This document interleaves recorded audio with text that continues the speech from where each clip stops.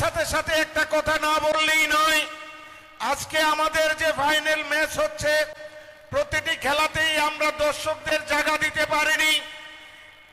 তার জন্য আমরা যাকে ভোট দিয়ে এমপি বানিয়েছিলাম প্রতিমা ভৌমিক মহোদয়া, উনার কাছে বলেছিলাম যে আপনার এমপি ফান্ডে থেকে আমাদের কিছু টাকা দিন, তাহলে আমরা উত্তর দিকের গ্যালারিটা করতে পারবো।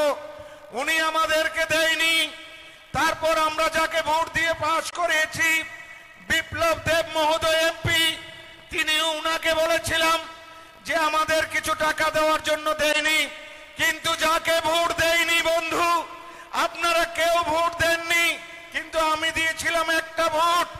একটা ভোটের বিনিময়ে যিনি আজকে রাজ্যসভার এমপি, আজকে ঐতিহাসিক মুহূর্তের সাক্ষী হতে আসছেন, তিনি হলেন আমাদের রাজ্যসভার এমপি রাজীব ভট্টাচার্য মহোদয়।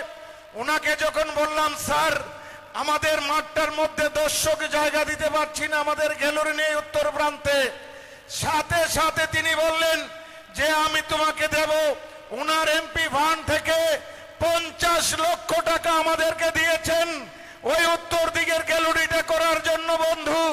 যার জন্য এই বক্সনগরবাসীর পক্ষ থেকে আমি নতজানুভাবে ওনাকে প্রণাম জানাচ্ছি এবং ধন্যবাদ জানাচ্ছি।